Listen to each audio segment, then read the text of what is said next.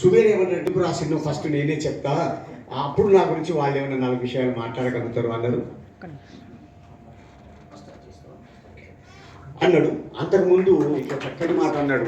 పకర్మ వరకు పెట్టుకుంటున్న రోజుల్లో తను సుబేర్ ఏమన్నంటే మా అమ్మకి పాదాభివందనం చేసుకుంటా సార్ అన్నాడు.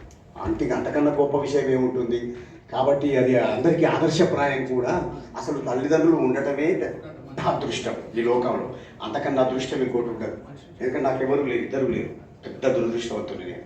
కాబట్టి ఉండటమే పెద్ద అదృష్టం. కాబట్టి ఆ ఉండవాళ్ళని గౌరవించుకోవడం కూడా మంచి ఆలోచన. తర్వాత పెద్దలందరూ మీ అందరికీ వినే ఉంటారు. ప్రతి మనిషి, స్త్రీ పురుషులు ఎవరైనా సరే తన అవసాన దశలు, ఇంకా 5-6 ఏళ్లకు మనం చనిపోతాం అనగానో, లేకుంటే 70-75 ఏళ్ళ వయసు రాగానే వాళ్ళు ఊరికే బాధపడే విషయాలల్లో ఫస్ట్ వచ్చేది ఇదేనట. నేను మా అమ్మ నాయనలు ఇంకా మంచిగా చూసుకుంటే బాగుండు, నేను మా అమ్మ నాయనలు ఇంకా మంచిగా చూసుకుంటే బాగుండు అనుకుంటారట రోజుకు అనేక సార్లు. ప్రతి స్త్రీ పురుషుడు అది అనుభవైక వైద్యము. కాబట్టి అలాంటి అవకాశము, అవసరము, అలాంటి అవసాన దశ రాకముందే వాళ్ళకి రోజు సేవలు చేసుకోవడం. మా అమ్మ అంటుండేది, స్వర్గం ఎక్కడుందిరా ప్రభాకర్, అక్కడ వాళ్ళందరూ ఉండి మామిడి పండ్లు అరటి పండ్లు ఇస్తున్నారు, ఇక్కడ నువ్వు గిన్ని మామిడి పండ్లు ఇంత మంచిగా అన్నం కూరలో పెడితే ఇదే స్వర్గం అనేది. కాబట్టి అలాంటి తల్లిని గౌరవించుకునేటటువంటి సత్సాంప్రదాయాన్ని కొనసాగిస్తున్నాడు. ఇది కొత్తదేం కాదు. మన మతంలో కూడా తల్లి పాదాల కిందనే భూమి, ఆ స్వర్గం ఉంది అని ఈ ముస్లిం మతం అంటుంది. ఇక జననీ జన్మభూమిశ్చ లేదా మాతృదేవో భవ మనందరికీ తెలిసిందే. ఎక్కడ చూసినా తల్లిని కాదనేవాడేవాడు. కాబట్టి ఇప్పుడు మాతృవందనం జరుగుతుంది.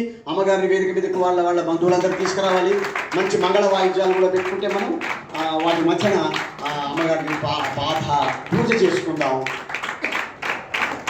ఇంతమంది పెద్దల భాషలో. దాని ఒక అమ్మ పాట పెడతా అన్నాడు, అదే పాట.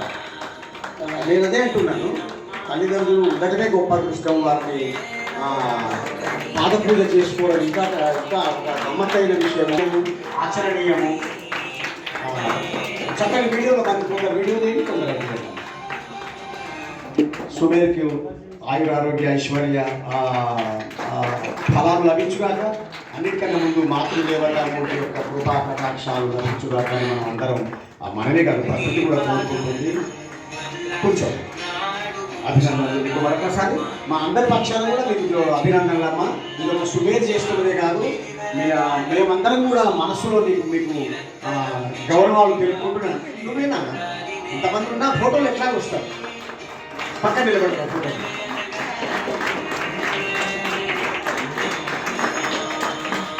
ఈ చక్కటి కార్యక్రమం ఇది మనందరికీ కూడా ఆచరణీయం, అనుసరణీయంగా భావిస్తూ తల్లికి మన విషయ పక్షాలను కూడా అభినందనలు తెలియజేసుకుంటూ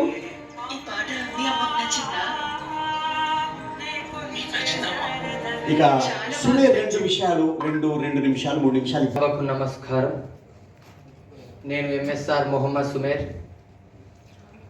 ఏదో మారుమూల ప్రాంతంలో పుట్టా. ఇంటర్మీడియట్ ఫస్ట్ ఇయర్ అయిపోయింది. సెకండ్ ఇయర్లో బ్రాంచ్ మార్చారు. బ్రాంచ్ మార్చిన తర్వాత డాడీతో దిల్సుఖ్ నగర్ నుండి అమీర్పేట్కి ప్రయాణం. డాడీతో ప్రయాణిస్తున్న టైంలో నేను పడుకున్నాను ఆటోలో. పడుకునే సమయంలో డాడీ లేపి ఇది అసెంబ్లీ, ఇది రవీంద్ర భారతి అని చూపించారు. అది 26/6/2022. ఆ రోజు నేను రవీంద్ర భారతిని చూశాను. ఆ రోజు నుండి నేటి వరకు 233 సభలలో మాట్లాడాను రవీంద్ర భారతిలో నేను. దాంతోపాటు అది మొదలుకొని ఆ రోజు నుండి మొదలుకొని నేను రవీంద్ర భారతిలోకి జూలై 31, 2022 రోజు నేను రవీంద్ర భారతిలోకి అడుగు పెట్టాను. ఆ రోజు నుండి నేటి వరకు రవీంద్ర భారతితో నా ప్రయాణం సాగుతూనే ఉంది. అలా మొదలుపెట్టిన ప్రయాణంతో మోటివేషనల్ క్లాసెస్ చెబుతూ